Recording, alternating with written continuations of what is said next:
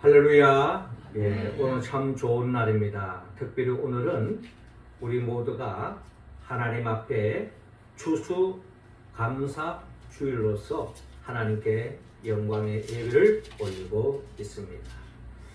추수감사 주일을 통하여서 우리의 삶 속에 하나님께서 베푸르신 그 은혜와 은총을 헤아려서 감사함으로 말미암아 우리의 삶이 더 큰 하나님의 나라의 복을 누리고 또 하나님의 나라의 복을 나누며 또 영광 돌리며 살아가는 우리 모두가 되기를 주의 이름으로 축원합니다.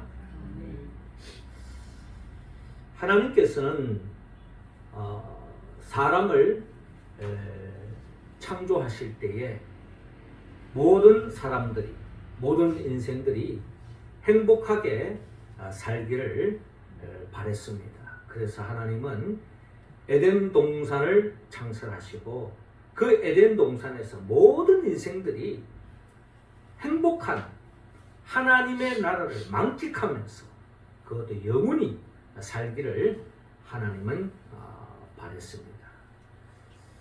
하지만 우리 인간은 하나님이 먹지 말라고 하는 선악을 알게 하는 나무의 열매를 먹음으로 말미암아 에덴 동산에서 쫓겨나서 진정한 참된 행복을 누리지 못하며 살아가고 있는 것이 우리 현실입니다.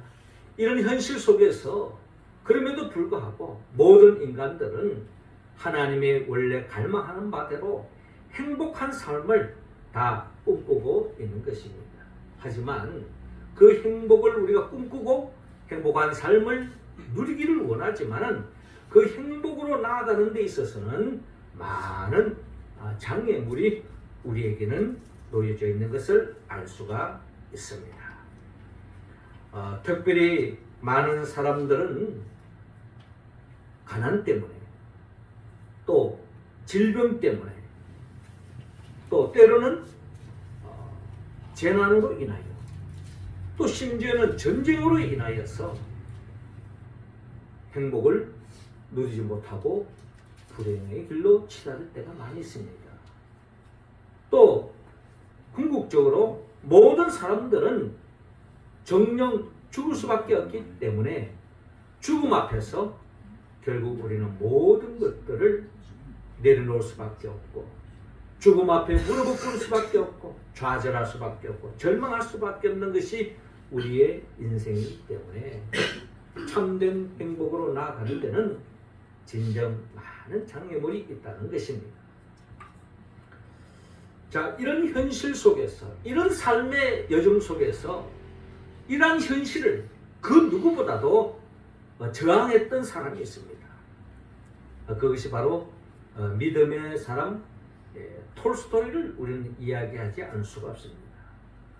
톨스토이는 이러한 한계, 이러한 불행으로 말미암아 특별히 이 죽음 앞에 우리 인간이 참된 행복으로 나가는 데에 장애물을 그 누구보다도 절실히 이것을 극복하고자 저항했던 사람이 바로 톨스토이였는데 이 톨스토이가 이러한 인생의 문제 앞에 그가 고민 끝에 내린 결론이 그는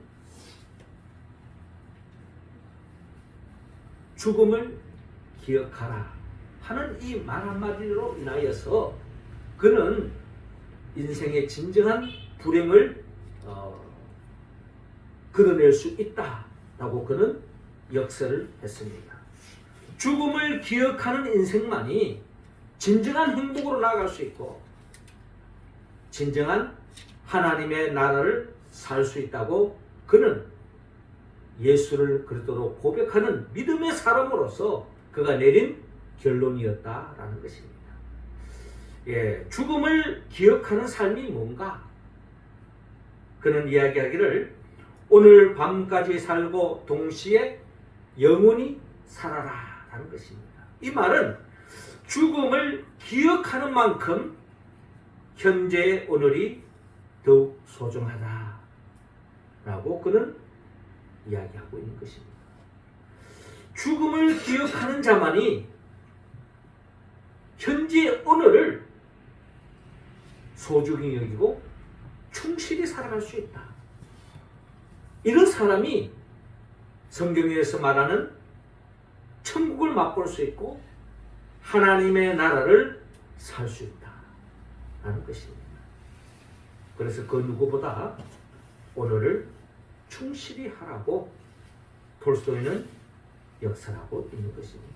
이 오늘에 대한 중요성은 그 누구보다도 주님도 이 오늘에 대해서 중요시했습니다. 오늘을 충실히 살아가는데 우리가 방해되는 많은 염려, 근심, 걱정 그런 것들을 주님은 다 던져버리라고 말합니다. 내일 일은 내일 염려할 것이라고 말씀하셨습니다. 그러므로 오늘에 집중하며 살기를 그 누구보다 주님은 원했습니다. 그래서 주님은 우리에게 가르쳐주신 그 기도를 통해서도 우리가 기도에 집중해야 될 것을 오늘에 대해서 기도하라고 주님은 말씀하셨습니다. 오늘 우리에게 일용할 양식을 주시고 오늘 우리가 우리에게 잘못한 사람을 용서하여 준 것 같이 우리의 죄를 용서하여 주시고 오늘 우리를 시험에 빠지지 않게 하시고 악에서 구하소서 하는 이 모든 우리가 강구해야 할 이 기도의 초점은 오늘에 집중하고 있는 것을 바라볼 수가 있습니다. 그렇습니다. 오늘을 충실히 할 때에 우리는 진정한 하나님의 나라를 만끽할 수 있습니다. 오늘을 충실할 때에 우리는 영원한 삶이 의미가 있다는 겁니다. 오늘이 없는 영혼은 있을 수 없는 거죠.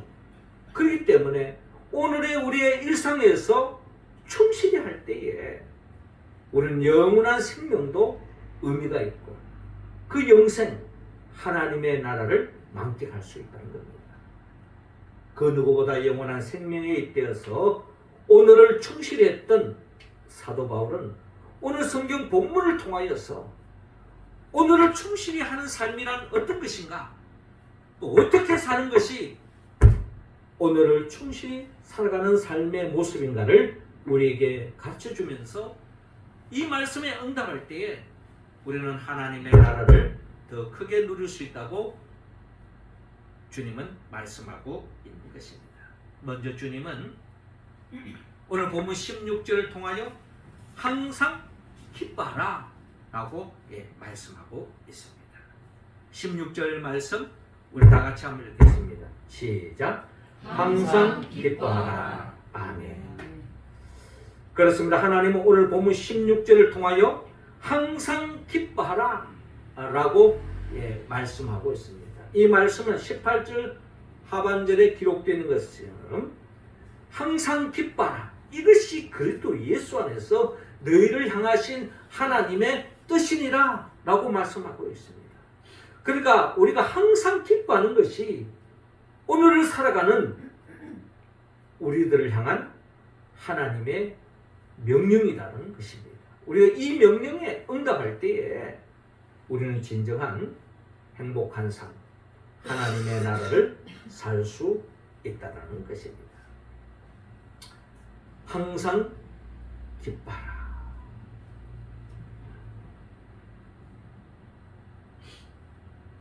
옛 어른들은 웃으면 복이 온다 라는 말을 종종 합니다. 또 우는 아이 침뱉지 않는다 라는 이야기도 있습니다. 웃으면 웃는다는 것은 우리의 삶 속에서 항상 낙천적으로 긍정적으로 생각하는 거죠. 그렇게 생각하면 좋은 일들이 많이 생긴다라고 하는 일반적인 이야기인 것입니다. 그러나 우리 현실은 항상 기뻐하기에는 우리의 삶이 그렇게 녹록하지 않다는 것을 우리는 현실적으로 잘 알고 있습니다.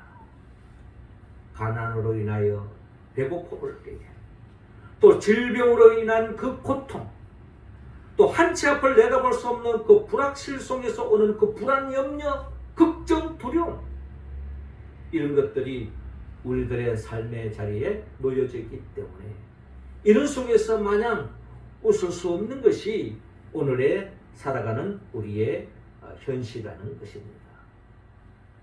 그러나 우리는 전화위복이라는 말을 잘 알고 있습니다. 우리의 삶은 항상 낮이 있는 것처럼 밤이 있고 좋은 일만 있는 것이 아니라 나쁜 일도 우리의 삶 속에서 배열되어져 있는 것입니다. 그런데 이 전화위복이라는 말을 들어보면 참 우리에게 희망을 줍니다. 왜냐하면 우리의 삶 속에 다가오는 그 어떤 그 불행, 재난, 어려움, 고통, 환난 이런 모든 것들이 전화위복이 되었어요. 그 당시에는 너무나도 힘든 과정이고 고통이었지만 이것이 변화되어서 더 큰 행복으로 기쁨으로 나아간다면 이것만큼 희망적인 이야기가 어디 있겠습니까? 그런데 우리 기독교는 바로 이 전화위복의 역사를 일으키는 것이 바로 기독교라는 것입니다. 복음이신 예수 그리스도는 우리를 위하여 십자가에 못 박혀 죽었습니다. 십자가야말로 더없는 슬픔이요 고통이요 아픔입니다. 그러나 십자가로 끝나지 않았습니다. 복음이신 예수 그리스도는 이 십자가를 지고 아닌 게 아니라 죽음을 그 죽음의 밑바닥까지 내려갔지만 죽은 자 가운데서 3일 만에 다시 부활하신 것이 예수 그리스도의 생명의 특징이요. 이게 바로 복음이라는 것입니다. 할렐루야. 그렇습니다. 십자가를 지신 예수 그리스도가 죽은 자 가운데 3일 만에 부활하셨습니다. 이게 바로 복음이라는 것입니다. 그렇기 때문에 예수님의 십자가와 부활은 전화위복의 역사라는 거죠. 전화위복의 역사다. 그러므로 복음이신 예수 그리스도를 믿는 우리들은 바로 이 전화위복으로 나아갈 수 있다는 것을 우리는 복음을 통하여서 깨달을 수 있는 것입니다.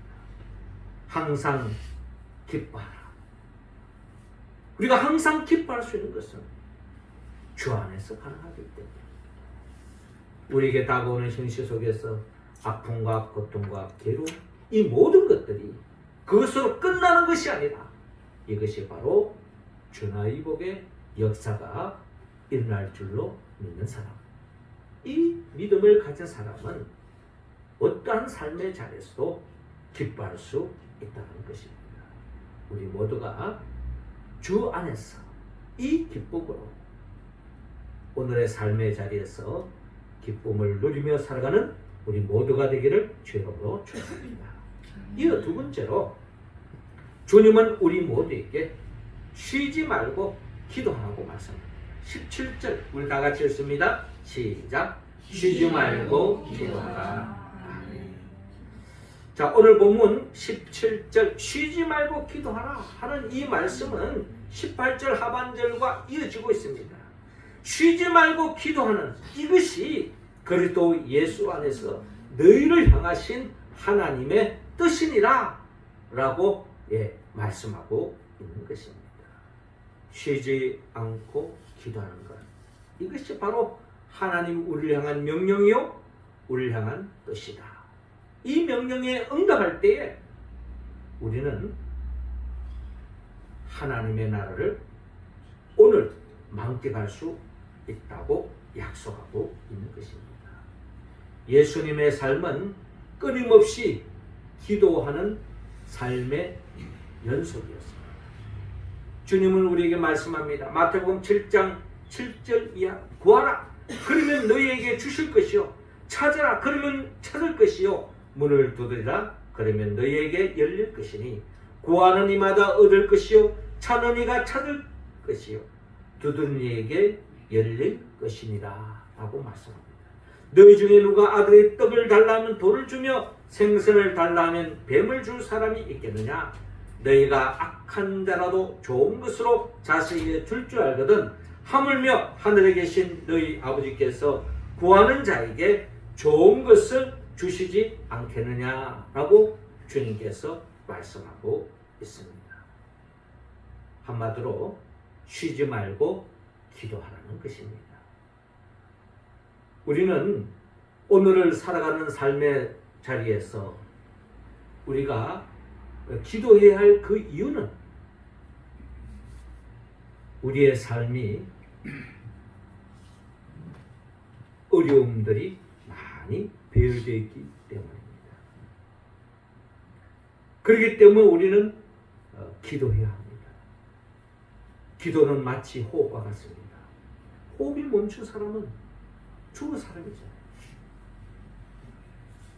우리가 기도할 때에 살 수가 있고 건강할 수가 있습니다. 주님 안에서 기도한다는 것은 마치 포도나무 가지가 포도나무에 붙어 있는 것과 다를 바가 없습니다. 포도나무 가지가 포도나무에서 떠나는 그 순간에 더 이상 열매를 맺을 수 없고 말라서 죽어 비틀릴 수밖에 없는 것입니다. 이처럼 우리가 우리의 삶 속에 많은 염려와 걱정거리가 우리의 삶 속에서 끊임없이 찾아오고 있습니다.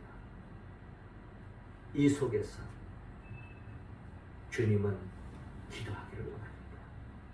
주님께서 말씀하셨듯이 천국은 침노하는 자의 것이라고 말씀하지 않았습니까?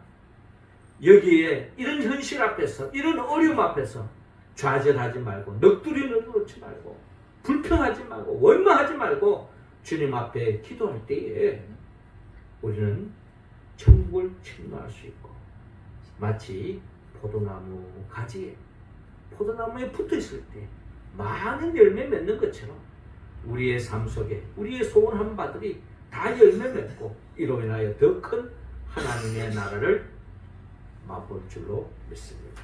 이 복을 누릴 수 있기를 주의 이름으로 축원합니다. 마지막 세 번째로 감사하라 라고 말씀합니다. 18절 말씀 우리 같이 읽겠습니다. 시작. 범사에 감사하라. 이것이 그리스도 예수 안에서 너희를 향하신 하나님의 뜻이니라. 아멘.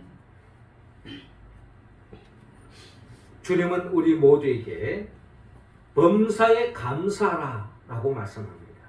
이것이 그리스도 예수 안에서 너희를 향하신 하나님의 뜻이니라 라고 말씀하고 있습니다.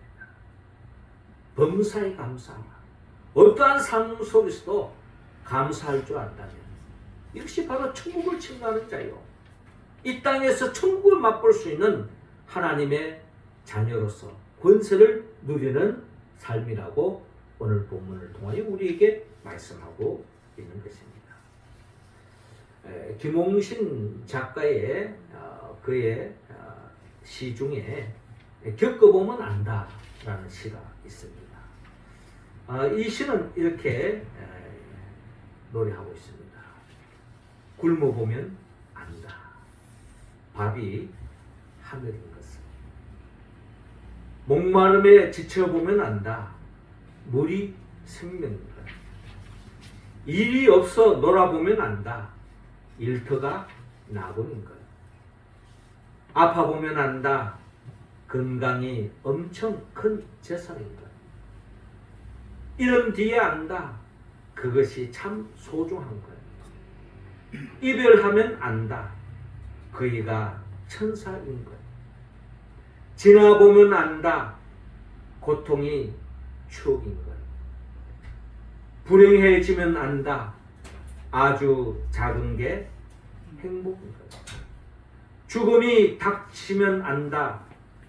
내가 세상의 주인인 것. 그렇습니다. 우리는 꼭 읽고 난 뒤에, 상실한 뒤에, 이별한 뒤에야, 그때서야 우리가 그것이 참 소중했구나, 그것이 참 감사한 일이었구나 하는 것을 뒤늦게 깨닫는 참으로 어리석고 연약한 존재인 것을, 아둔한 존재인 것을 우리는 고백하지 않을 수 없습니다. 특별히 많은 이야기 중에 불행해지면 안다. 아주 작은 게 행복인 것은. 그렇습니다. 행복은 어디 큰 데 있는 게 아니라는 겁니다. 작은 데서부터 그 작은 것을 소중히 여길 때, 그때 행복이 싹트고 행복의 꽃이 피고 행복의 열매를 맺는다는 것을 우리에게 이야기하고 있는 것입니다. 그래서 스펄전 목사님은 우리에게 이야기하기를 작은 흰 반딧불, 그 어둠 속에 그 반딧불같이 작은 것에 감사하는 사람이, 그런 사람에게 하나님은 별빛을 주신다고 이야기합니다.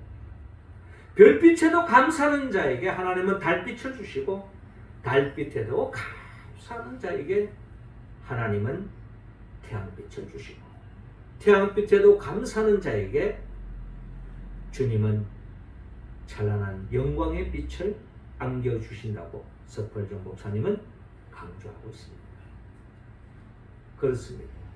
우리는 끊임없이 이 땅을 살아가면서 비교 속에 살아갈 때가 많이 있습니다.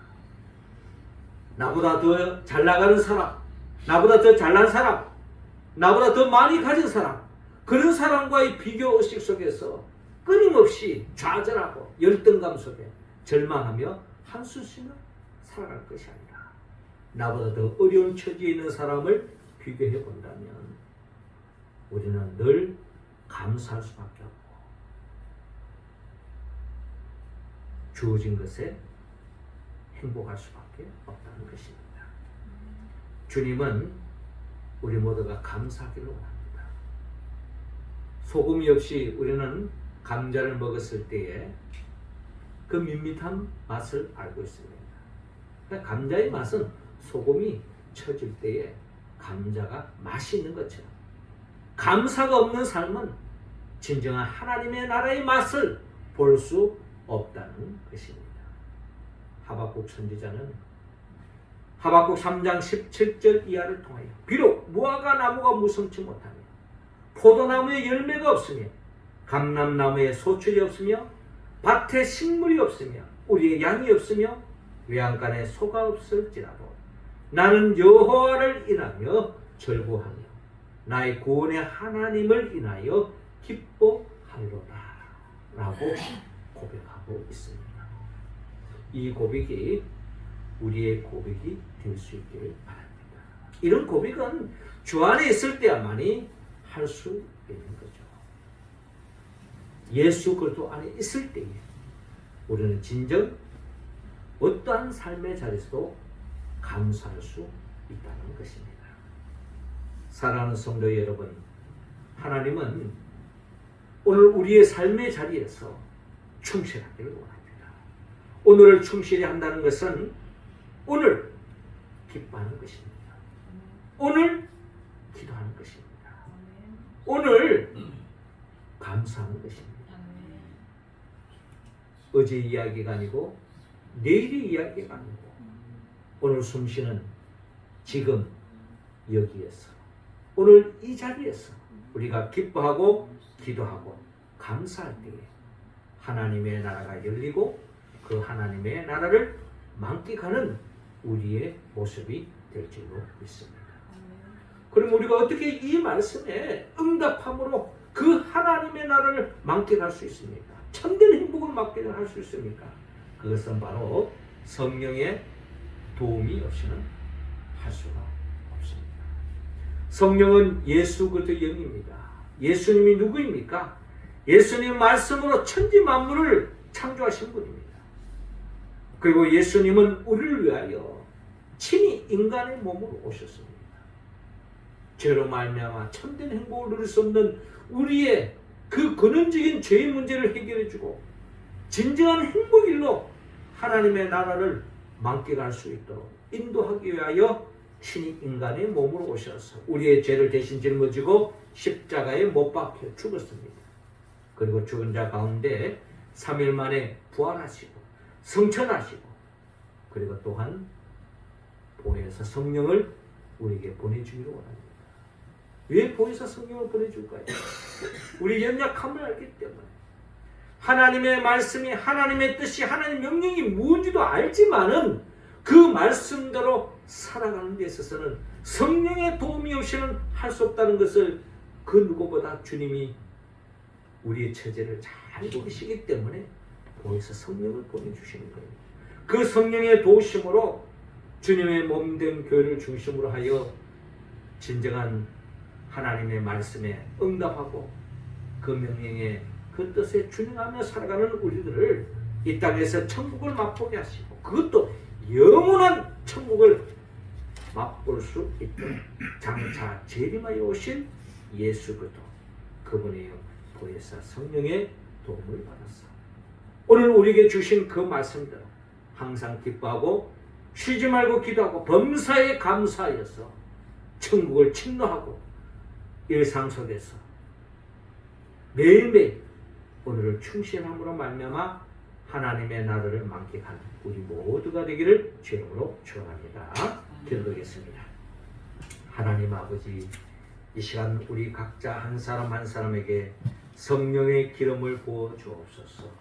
성령 충만함으로 말미암아 우리가 어떠한 상황 속에도 주 안에서 기뻐하게 하여 주옵시고 기도하게 하여 주옵시고 감사하여서 천국을 침노하고 천국의 기쁨을 만끽하는 주인공이 다 되게 하여 주옵소서.